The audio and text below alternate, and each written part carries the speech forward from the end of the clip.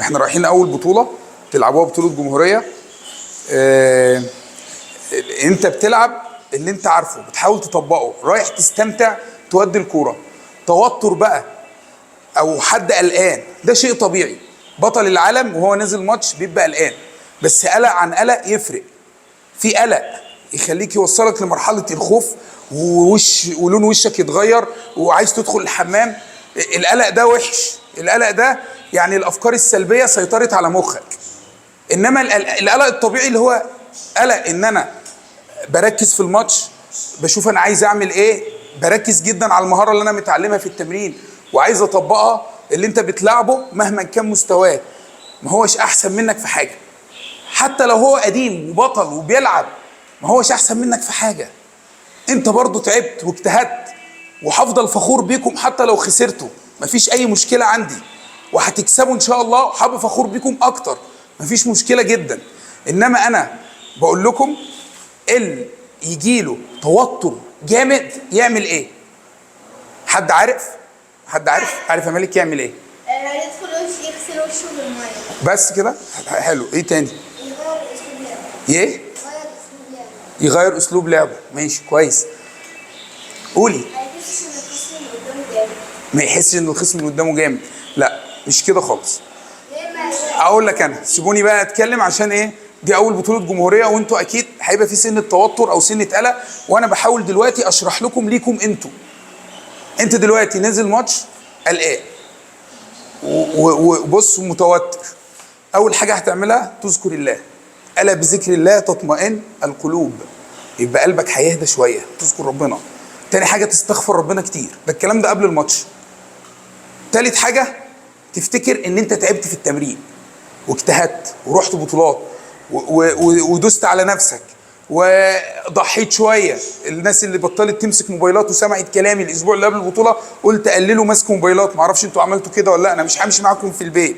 قلت لكم ناموا بدري واصحوا بدري. ربنا جعل الليل سكن عشان انا اهدى، عشان انا اعضائي تنمو في الوقت ده، عشان مخي يهدى، اعرف افكر هعمل ايه في الماتش. دي اول حاجه، دي اول طريقه. الطريقه الثانيه، ممكن انا العب اول ماتش واكسب بصعوبه. مثلا اول ماتش عندكم هو هتلاعب المصنف الاول في المجموعه، مش شرط ان هو مكتوب اول واحد ان هو جامد، عادي جدا. ما انت اصل انت اول بطوله تلعب، فانت ممكن يجوز ان انت مستواك يكون اعلى منه، فانت ما ينفعش تقلق من حد. انت بتخش هادي خالص، منظم نفسك، مستريح، تبص على الارسالات. الماتش بيست اوف 5، يعني اللي يكسب 3. فانت مش لازم الجيم الاولاني لو عدى عليك وحش ان انت هتخسر، لا مش شرط. ممكن انت تهدى خالص، تشوف هو ارسالاته بيعمل ايه. الكوتش اللي معاك هيبقى بيبص معاك، بيشوف ارسالاته دي، لو انا بخش فيها غلط او لو انا عرفت اصدها خير وبركه وبقيت بلعب معاه بنج كويس مفيش مشكله. لقيت نفسي انا مش قادر اصدها، او اشوف الكوتش، انا بعد كل بونت مسموح لي اتكلم، تبص لي الكلام ليك يا ابراهيم. والناس اللي بتلعب بسرعه ما بين كل بونت وبونت كده وانت رايح تجيب الكوره، عينك عليا، ما تستعجلش. هقول لك كوره فاضيه، فضيله قصيره ورا الشبكه كده، ورا الشبكه كده طويل، العب طويل. يبقى مش يعني واحد اتنين، انا بقول لك اهو كده ورا الشبكه كده، العب ارسال طويل ملفوف طويل، يبقى كده مزقوق طويل، مزقوق ورا الشبكه. افهم، اصل هو مش باصص لي، خلي بالك. يعني انت هتبقى واقف هناك او انت بتجيب الكوره هتلاقيني شاورت لك، انت فاهم؟ عادي، افهم. وبعد كده لو لقيت المدرب اللي هناك بيكاتشل له وانت سمعت صوته، انت طبعا انت مركز في وانطك ومركز في حالك، انت فاهم؟ فانت مثلا لقيتك دخلت ارسال مزقوق، لقيتك كنترته ان انت جاي حاطه في الشبكه، فانا قلت لك لا ده زقه، فهو سمعني مثلا، هجيبها عليا انا، فهو سمعني مثلا، هو اوريدي مش هيلعب لك مزقوق، هتلاقيه يعمل لك كده، فانت ما انت شايف طبعا لان انت متوتر، فهيعمل لك كده، فانت هتيجي تزقه بره، البونت ضاع. يبقى انت تفهم. افرض هو لعب الاولاني مزقوق وانا قلت لك انت ضيعته، دخلت كونتر ضيعته، فتاني واحد بقول لك زقه، قصدي على الارسال ده، مش قصدي على الارسال اللي هو هيلعبه. لو لعبه تاني ازقه، ما لعبوش تاني يبقى انا بص لعب ارسال ملفوف، يبقى انا سبين او كونتر من فوق الطاوله على حسب اتجاه الدوران. في سنكم 11 سنه و13 سنه مفيش دورانات جامده قوي في الارسال، خلي بالكم النقطه دي. ممكن في النص زقه جامده جدا استناها تطلع اعدي عليها لو على الفور هاند باخدها وهي طالعه. لازم افهم يا ادم الفور هاند انت ويوسف ما اخشش بالباك هاند. الكوره جايه على الفور هاند هرجع رجلي. انا عايزك تطبق، عايزك تستمتع. طبق وانا هبقى فخور بيكم. مش لازم اخش العب غلط واخسر، حب انا زعلان. العب غلط وضيع واخسر مفيش مشكله. ماشي، لو انا لقيت لعبك الغلط ده بيكسبك وانت شغال مفيش مشكله. يعني هحاول اعمل ميكس بين الاثنين برضو عشان ما اوتركش. انت فاهم؟ بس لازم انا ابقى هادي. طب انا دلوقتي حصل ان انا عديت الماتش الاولاني، والماتش الاولاني ده كان جامد، المفروض الماتش الثاني سهل. طيب انا بين الماتشين قدامي 4-5 ساعات، اعمل ايه؟ اول حاجه افك الكوتشي، البس كروكس او شبشب، اريح رجلي، اغير التيشيرت لو اتبليت جامد، لو انا عرقان اغير التيشيرت، اهدى بقى. قدامي 4-5 ساعات، مش لازم اخلص طاقه جسمي واقعد افرك واتنطط من المدرج ده للمدرج ده واروح اكلم ومش عارف ايه، ويا كابتن الحق وتعالى بص مش عايز خايله. انا حابه مركز مع اللي انا اكيد اوريدي انا حابه في ماتش تاني. يعني انتوا كلكم مش هتلعبوا في وقت واحد. ادم الماتش اللي بعديه، مروان ودسوقي الماتش اللي بعديه، يحيى ويوسف الماتش اللي بعديه. فاللي لعب يقعد بقى يهدى. يعمل ايه؟ احنا شنطنا محطوطه في حته مثلا، المدرجات مش دايما مليانه، مفيش جماهير يعني، هي شويه اولياء امور خفاف كده على شويه اداريين على شويه لعيبه برضه قاعدين في المدرج، المدرجات فاضيه. فوت على دماغك يا باشا وارجع لورا واقعد. اقعد اعمل ايه؟ اذكر ربنا. ايوه هذكر ربنا، شيء طبيعي ولازم ندعي ربنا، ومفيش حاجه هتحصل غير بتوفيق ربنا. ده حاجه احنا متفقين عليها. انما انا افكر اعمل ايه؟ انا ابتدي افتكر تعبي في التمرين، تعب الكابتن معايا، ابتدي افتكر ان انا برضو يعني ايه، انا جاي في الاساس اول بطوله دي انا عايز اطلع من المجاميع اصعد، انا عندي هدف عايز احققه. طيب افرض انا خسرت، قدر الله ما شاء فعل. اهم حاجه تعمل اللي عليك، اهم حاجه تستنى الكره وتشوف الدوران جاي منين وتمشي معاه. انتوا فاهمين؟ اكون هادي عشان اعرف افكر. هو ده كل اللي انا كنت عايز اقوله النهارده. اهدى بين الماتشات، بين الماتشات. ايوه يا حاج جمال، ثواني يا باشا، ثواني.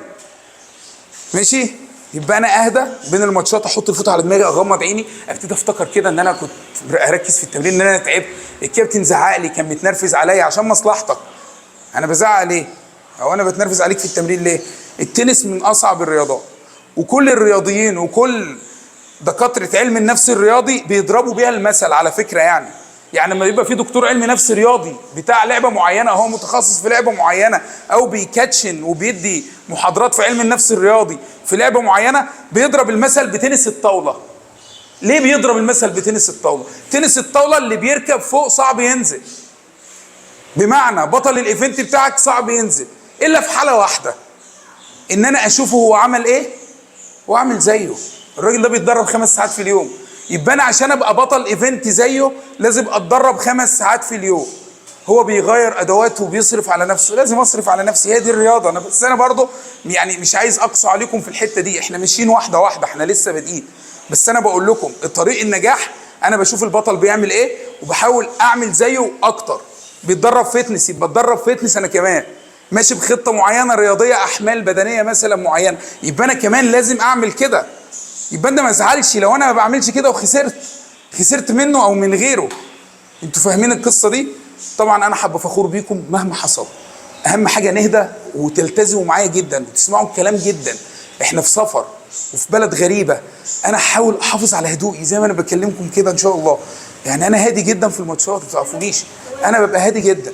انتوا يعني ممكن ابقى في البطوله تلاقوني قاعد بضحك وببتسم ومش في دماغي، بس عند درجه معينه هتلاقيني بقيت وحش. ان انا مثلا اقعد اقول لك يا ابراهيم بط، ما تعملش كده يا ابراهيم، حبيبي يا ابراهيم معلش اقعد مؤدب شويه. ابراهيم ما بيسكتش، تكي تكي تكي تكي تك، هتلاقوني انا اتجننت، زعقت، هبتدي مش عايز امد ايدي طبعا، ما ينفعش، انتوا كلكم رجاله، انتوا كلكم رجاله كبيره، فاهمين الفكره دي؟ فطبعا ان شاء الله نركز. اهم حاجه دلوقتي الساعه كام؟ 10:30، كتير جدا. احنا نروح ناخد دش ونريح وننام على طول، مفيش ماشي؟ ما في نوم عشان تبتدي تتعود على الاقل يوم واحد قبل البطوله. ان شاء الله يوم الخميس الصبح الساعه 7 هنصحى، الساعه 8 هنبقى في الاستاد. لو انت نمت 3-4 ساعات انت بره الجيم، انت ما انتش معايا، كانك ما جيتش. هكلمك كانك ما انتش شايفني. ايه العب دي، انت هتقول انا ادي يمين تديني شمال، العب طويل تلعب قصير. انت ما انتش معايا، اصل انت ما نمتش كويس فانت مش مركز.